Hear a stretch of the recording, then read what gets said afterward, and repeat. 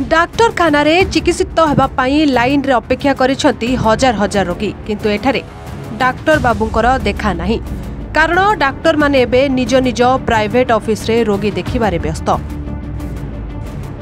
दक्षिण ओडिशार एकमात्र रेफराल मेडिकल कहिले एमकेसीजी को बुझाए किंतु आज सेठी हजार हजार रोगी रे केवल हाथ गणती डाक्टर देखिबाको मिलुछि।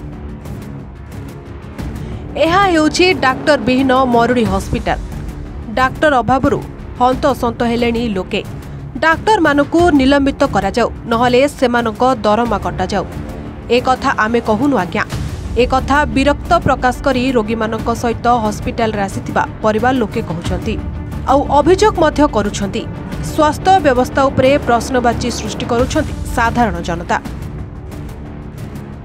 एमकेसीजीर 7 जन डाक्टर कुआडे गले तार उत्तर काहा पाखरे नथिबा बेले नोटिस परे नोटिस देई चुप बसिछि स्वास्थ्य विभाग। कुआडे गले डाक्टर मासे कि वर्षे नुहे वर्ष वर्ष धरी निखोज होइतिबा कथा कुहा जायछि। डाक्टर मानकर मनमानी काम स्वास्थ्य विभागर नोटिस सत्ते मिलुनी देखा। सरकारी हॉस्पिटल रे चाकरी करी निज ना आगरे एही हॉस्पिटल ब्रांड लागिबा परे निजे निजर प्राइवेट क्लिनिक करी घरे बसुछंती डाक्टर बाबू माने आउ एठी हॉस्पिटल रे रोगी पड़ी पड़ी अधिक असुस्थ हेउथिबा कथा कुहा जायछि। हॉस्पिटल को केही रोगी चिकित्सा पाई गले पीजी स्टूडेंट माने कहउछंती आज नुह आज्ञा सार बुधवार दिन आसीबे आज सार तांकरी क्लिनिक रे रोगी देखुछंती।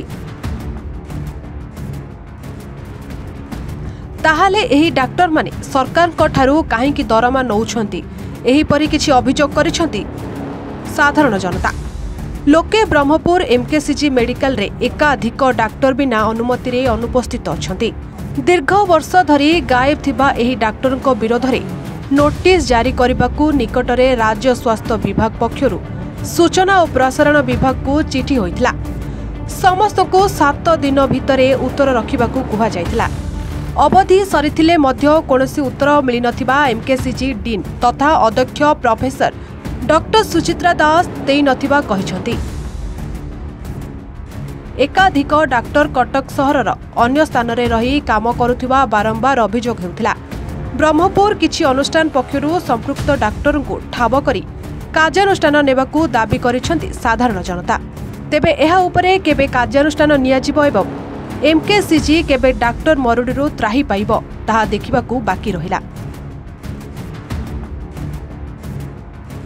ब्रह्मपुर एमकेसीजी मेडिकल रे जो पूरी भाव रे डाक्टर माने दरमा पाउछन देइठु चाकरी करछन देइठी किंतु केते जन डेप्रेशन करी आकार रे केते जन माने नर्सिंग होम ना रे सेमान पद्दा को जाई रहउछन जाई विशेष कर कटक जाई रहउछन कटक भुवनेश्वर रे हमर कहयार दिला सेमान जदि कटक भुवन जाउ ताके जो लक्ष लक्ष टका दरमा पाउछन से दरमाटा को अंकुश करा जाए जहा द्वारा कि आम ना रे सेमान काई आम बजट एमकेसीजी मेडिकल एते खर्च होउछ पाउछ किंतु आम ना रे किछ खर्च होउनी आम से खर्च आम जनता उपकृत होना प्राइवेट क्लिनिक एक्सचेंज मध्य सिग्नेचर पकाना एमती सिग्नेचर विदाउट सिग्नेचर पैसा लुट कर जेहेतु कि सरकार डाक्टर मान भयभीत अवस्था था तार सुविधा नहीं भाव कड़ा कम एम कर दृढ़ कार्यान्वयन नचेत डाक्टर मान सस्पेंड कर देखो ब्रह्मपुर एमकेसीजी मेडिकल जहाँकि दक्षिण ओडिशार प्राय समस्त जिला सहित आंध्रार एक व्यापक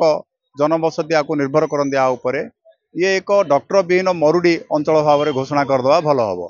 आपड़ जानती तत्कालीन नवीन पट्टनायक सरकार अमल पाखापाखि 65% डॉक्टर नहांती आउ केवल डॉक्टर कथा नहांती आपण फार्मासिस्ट कथा देखंतु नर्सिंग स्टाफ कथा देखंतु सही परिमाण रे स्टाफ नहांती।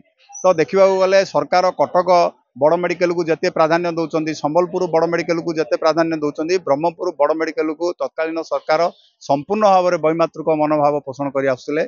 आज से डॉक्टर मरुड़ी देखा देछि आमे जो गत किछि दिन तले स्वास्थ्य मंत्री आसीथिले सी प्रतिश्रुति देइचंदी डॉक्टर अभाव जनित समस्या दूर करबा पई आमे आशा रखिबा ए सरकार निश्चित भाव में ताकू समाधान करेंगे एवं मु भी आशा रखुची जे ब्रह्मपुर मेडिकल को राज्य सरकार शुभ दृष्टि अच्छी एवं शुभ दृष्टि रे निश्चित भाव में मेडिकल उन्नति हम।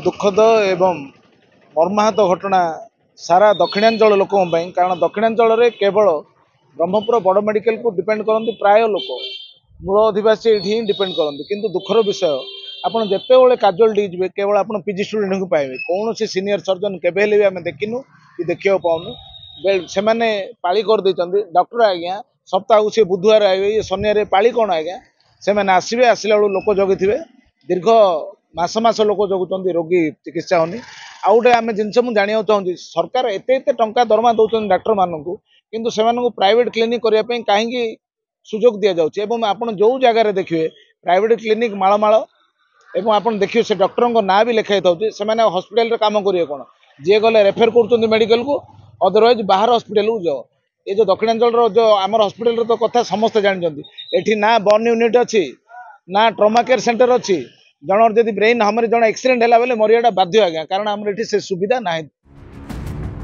गंजाम जिलूर जगन्नाथ साहू रिपोर्ट A1 ओडिया।